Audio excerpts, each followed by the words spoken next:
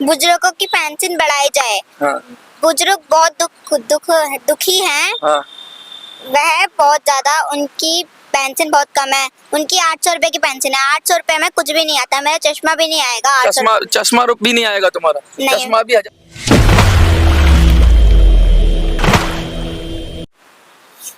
नमस्कार, आप देख रहे हैं मिनी संसद। मैं हूं मनोज सुराजी। कहते हैं कि जब देश का बच्चा, बुजुर्ग और सब लोग एक ही बात बोलने लगे तो सरकार को चाहिए कि उस पर कुछ ध्यान दे। मैं बात कर रहा हूं बुजुर्गों के मान सम्मान की। और अब छोटे छोटे बच्चे भी ये कह रहे हैं कि भाई बुजुर्गों के साथ अन्याय हो रहा है। हमारे साथ एक 11 वर्ष की बिटिया है, नाम है पलक।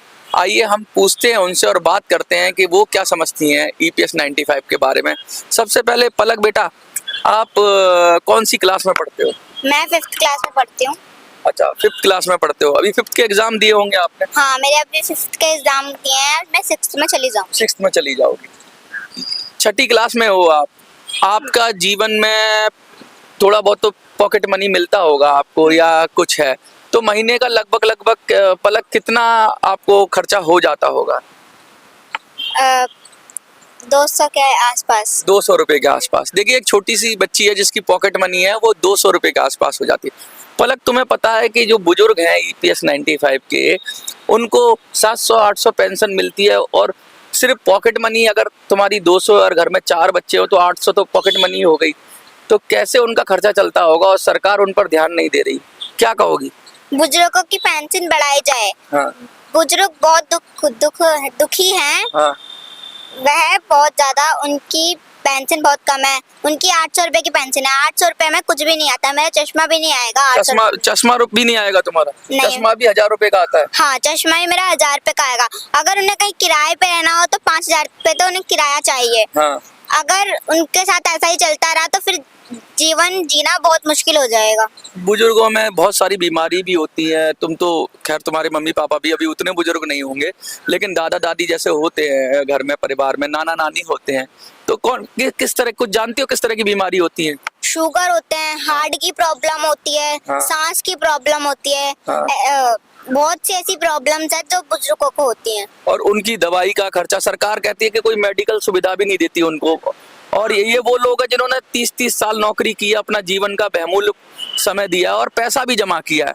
तो क्या लगता है कि ये बीमारियों के लिए क्या करते होंगे? ये बीमारियों के लिए दिन रात अब देश की सेवा करते हैं। हाँ। पैसे जमा करते हैं, फिर भी इनसे इतना नहीं होता। आखिरी में जब इनके साथ कुछ भी नहीं होता तो ये हार के एक जगह बैठ जाते हैं। हाँ। और मोदी जी, आपको इनके लिए पेंशन बढ़ानी चाहिए। ये इस तरीके से कैसे जी पाएंगे? मोदी जी से ये लोग 2 बार मिले।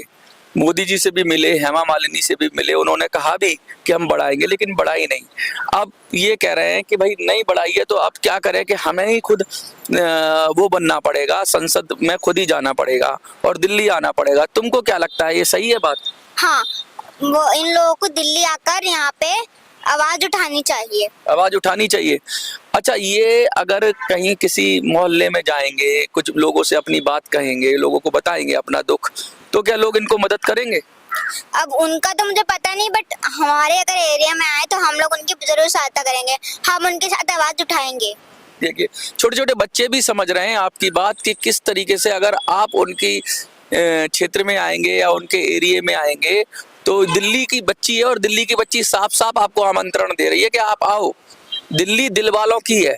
दिल्ली कभी भी किसी के दुख को सहन नहीं कर सकती। दिल्ली को ऐसा नहीं, दिल्ली में पूरे, पलक तुम्हें पता है, दिल्ली में पूरे देश से लोग आते हैं, पूरे देश से लोग रहते हैं। तो दिल्ली तो एक छोटा भारत है एक तरह का। कहीं वहाँ पे पंजाबी भी मिल जाएंगे, बंगाली भी मिल जाएंगे, आपको साउथ इंडियन भी मिल जाएंगे, सब जगह के लोग होते हैं।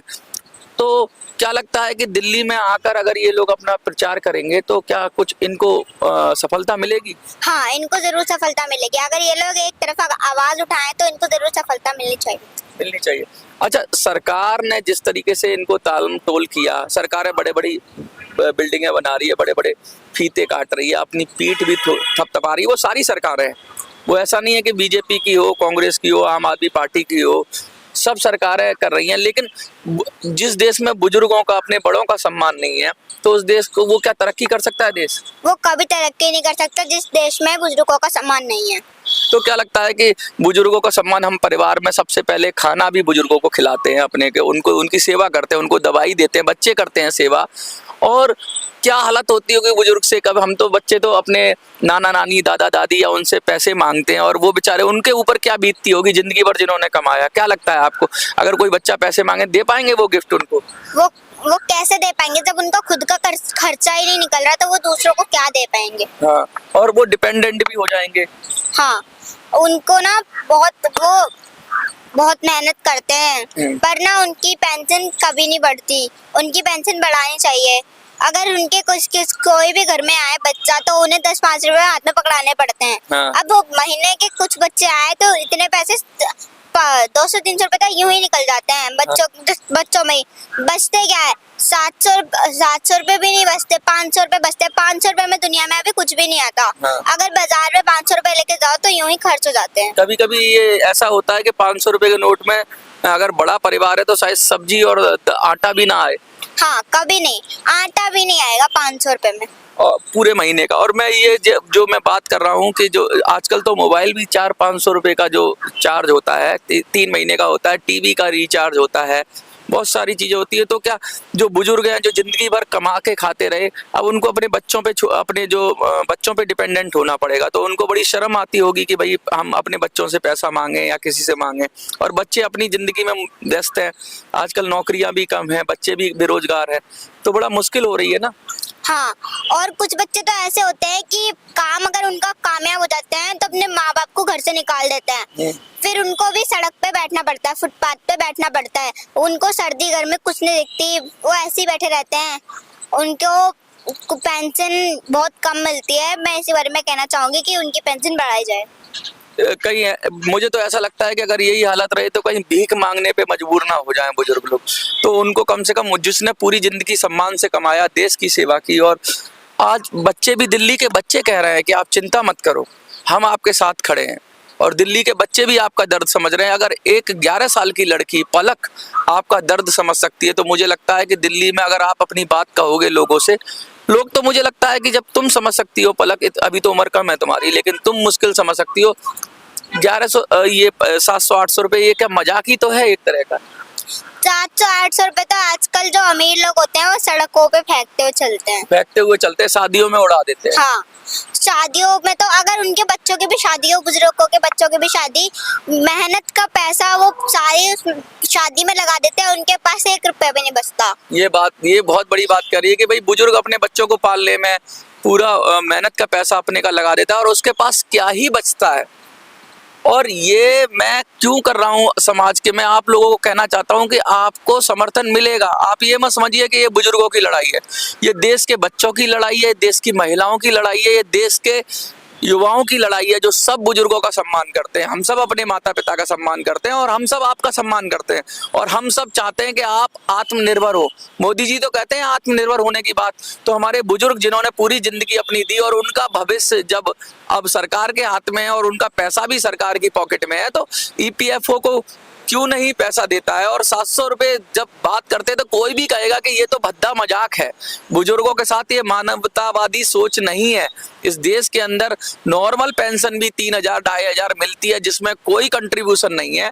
और बच्चे कह रहे हैं, दिल्ली की बच्ची कह रही है कि आ जाओ दिल्ली चलो।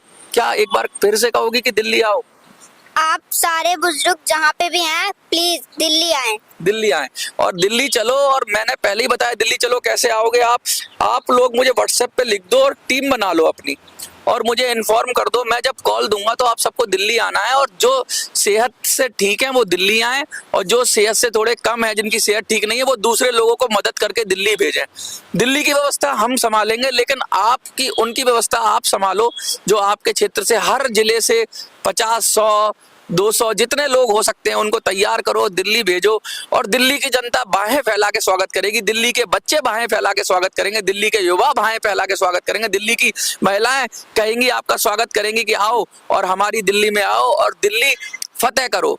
दिल्ली में दिल जीतने के लिए आना है आपको, दिल्ली में सरकार को दिखाने के लिए आना है कि सरकार इस देश की जनता की सरकार होती है, जनता के लोगों से सरकार बनती है। और आप यकीन मानिए, अगर आप दिल्ली में आकर लोगों को बात अपनी समझाओगे अपनी, और हजारों लोग अगर दिल्ली में आकर बात समझाएंगे तो लोग समझेंगे और वो आपको जरूर समर्थन देंगे और आपके उम्मीदवार को जरूर भारी बहुमत से विजयी बनाएंगे। और वो फिर संसद में घुस के अपना नियम बनाएगा, क्योंकि सांसद ही नियम और कायदे और कानून बनाते हैं। वही हमारी एक इकाई है जो कानून बनाती है, वही सब फंड का बंटवारा करती है। जो सांसद होंगे फिर वो तय करेंगे कि भाई ईपीएफओ कितना जिम्मेवार है इसके लिए और क्यों नहीं पेंशन मिल रही है।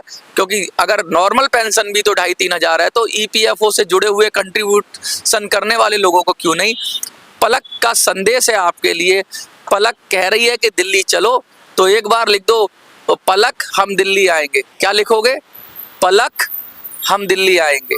जो जो आना चाहे वो लिख दें। इस गुड़िया को अभी हौसला बढ़ाओ और ये स्वागत करेगी और अपने आसपास ये प्रचार करेगी, बताएगी लोगों को कि बुजुर्ग लोगों को पेंशन कम मिलती है। ऐसे ही और लोगों को मैं अलग अलग समाज के लोगों को आपसे रूबरू कराता रहूंगा।